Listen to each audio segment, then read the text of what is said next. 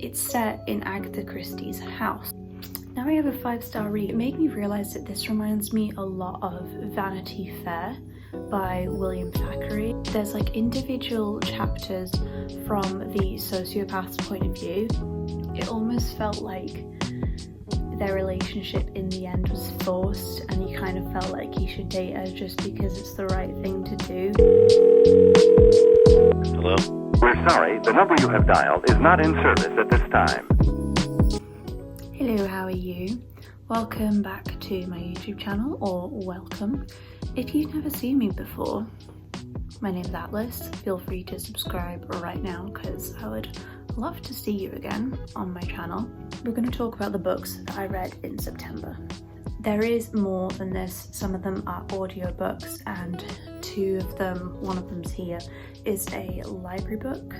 So altogether I read 7 books. I'm filming with my phone, and I actually keep the notes for my books on my phone, so I really need to try and come up with a better system because I end up just talking about the stuff in the mental notes I have of the books in my head.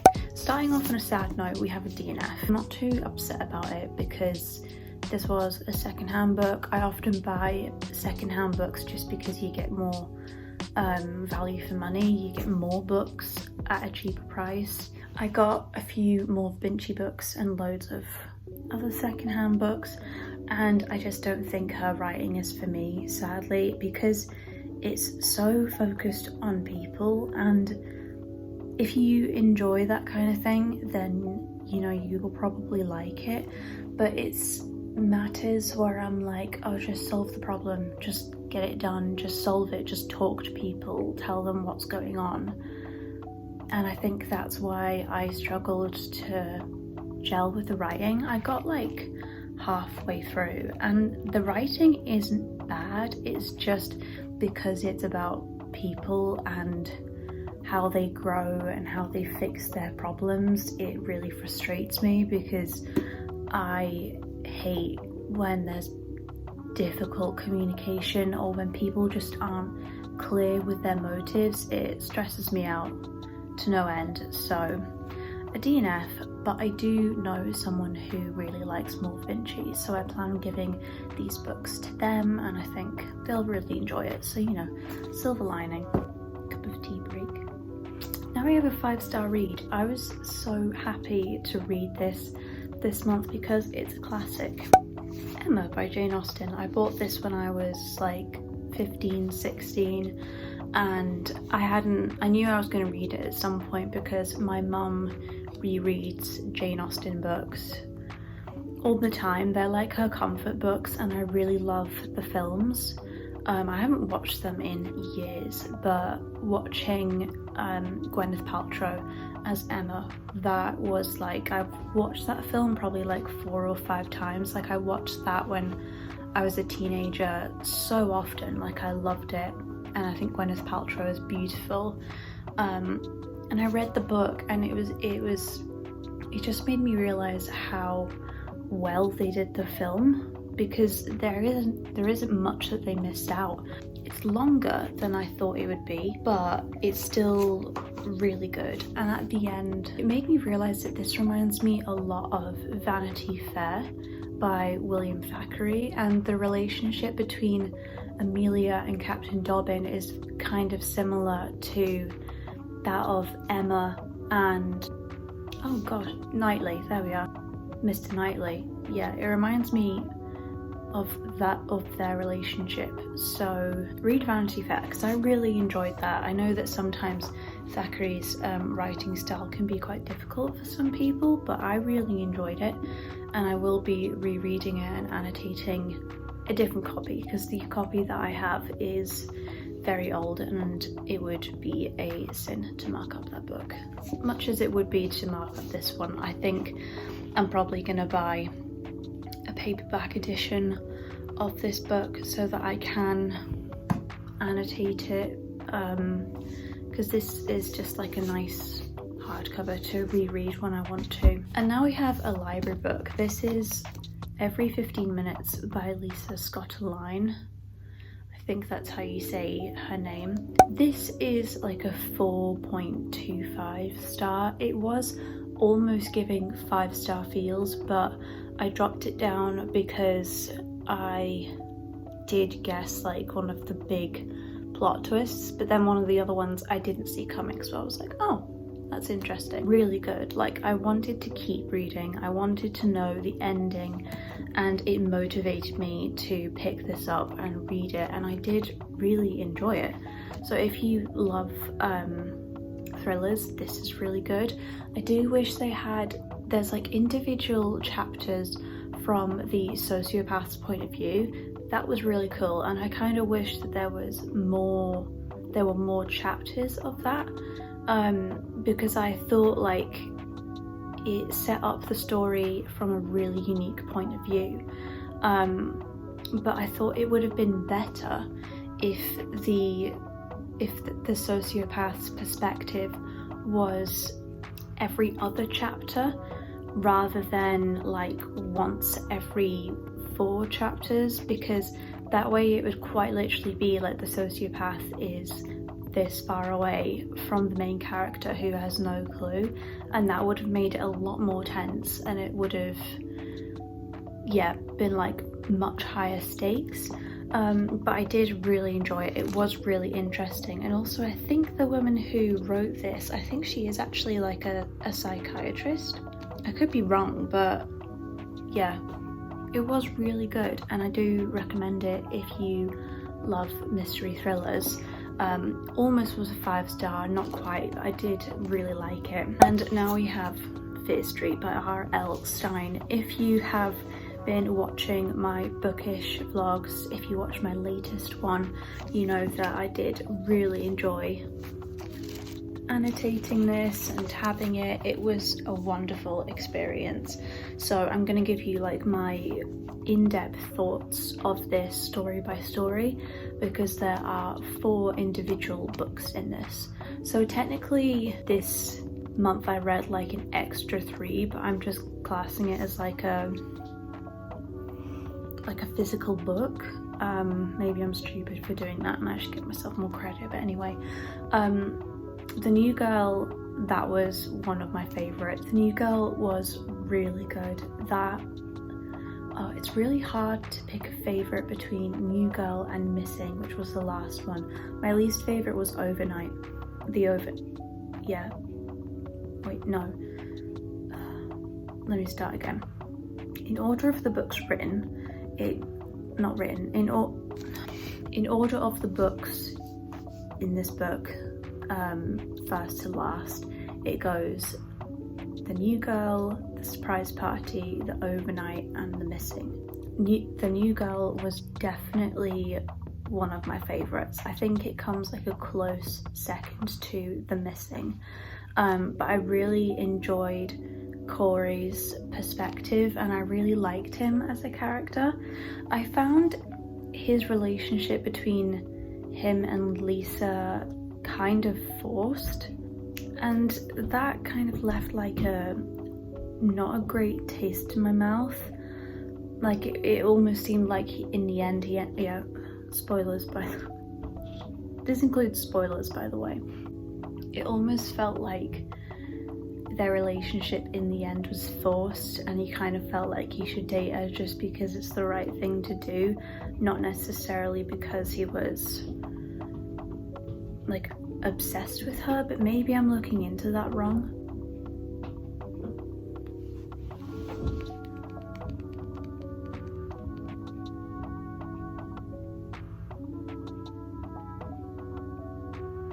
But I did enjoy the mystery aspect of The New Girl. It was really fascinating, and the way it was a really good introductory story of R.L. Stine for me to like go into. I found The Surprise Party really annoying and I couldn't follow it very well, and I found the main character Meg so frustrating, and I didn't think her narrative was that great. I think it could have been written better. Yeah, I just kind of felt like I wasn't sure if she was supposed to be written like this. Meg was painted to be a really immature but spontaneous girl, but it kind of came across as like stereotypical, as in like all girls act this way. So I found that a little bit annoying, but again, I could just be reading too much into it because analytical mind over here has to look into everything way too much. So yeah, I found the surprise party a little bit frustrating, but the overnight, that was really good, and I really enjoyed the ending. That was fantastic. The main character in... who's the main character in Della? That's it. Della was a really interesting character, and I liked her, and I enjoyed the ending of the overnight, but the missing I found to be the most addictive. Like, I loved that because I really felt like my heart was pounding in my chest. It's based on two siblings, Mark and Cara, and their parents go missing, and that like instantly struck a chord with me because my parents got divorced when I was like much younger, so yeah. It stressed me out, but it was a good read, and I found it really, really interesting, and it definitely opened my mind as to what I enjoy as a reader, so that was really fun. Anyway, very good book. I think I may be tempted to read the Goosebumps books, because I didn't know that R.L. Stein wrote Goosebumps. I don't know why. Clearly I was living under a rock when it came to all of that, but yeah. Loved this. It was very, very fun. And I started Keeping 13, but I haven't finished it. But of course, it is going very well. I do have to say though, it starts off a bit rocky in my opinion, but it's also to be expected with how Binding 13 ends. But I'm hoping it'll pass. I'm hoping the feelings that I'm experiencing right now will pass because of what's happening in the book right now. It can't really be helped. But I do find like the arguing at the start kind of tedious and it stresses me out. But that is also like the point, because the characters are dealing with really heavy stuff. So I'll give you like my final thoughts obviously when I finish this. I will be finishing it this month in October, so I am looking forward to reading it, and I'm hoping I get the same kind of feelings as I did when I was reading Binding 13, because that was really fun.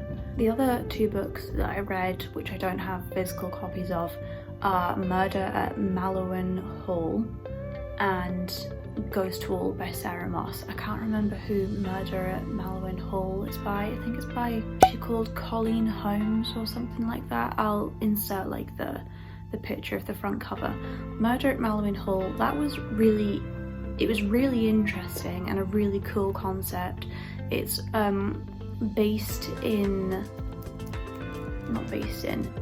it's set in Agatha Christie's house with her alive with her husband, and basically it's set with the murder happens in her house.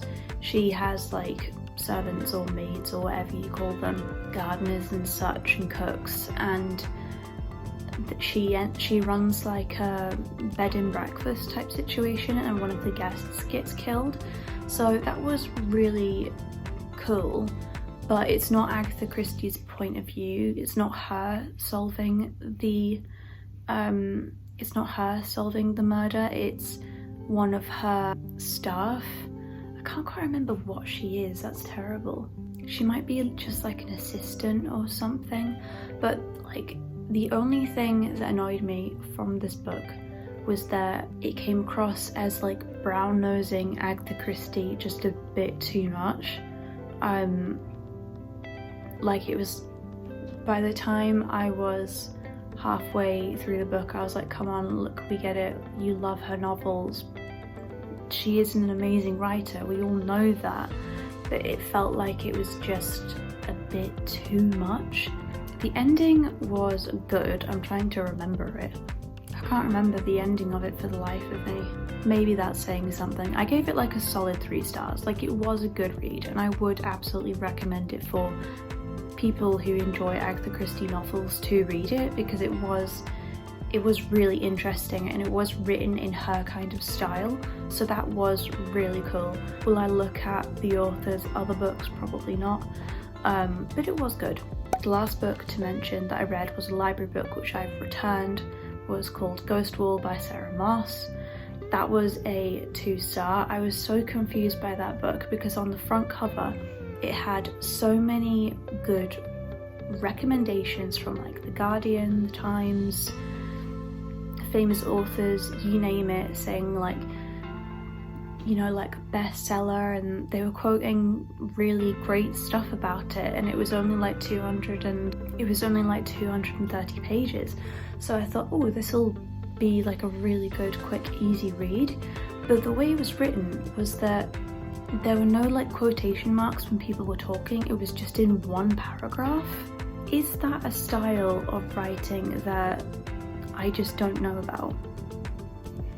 If you like know what's going on there, can you please inform me? Because when I started reading it, I was like, wait, okay, hang on, who's talking now? And like, why is it written like that? And that just took me out of the story so much.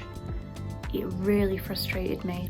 And I found the plot to be rather confusing. Like, I didn't quite understand what the point of the story was, other than the dynamic in the family while they were going through like this experience, learning stuff about like where they were. But other than that, I felt like the plot kind of shifted here and there, and I really I struggled to be in that story. But I don't know if it was just me because of the amount of good recommendations it had. So like, I've rated that like a 2-star because it wasn't really for me. With all of that being said, I do consider this reading month a success, because I read, including like Keeping 13, where like I haven't finished it, and including like the DNF, I read like 7 books, 5 books total, like fully.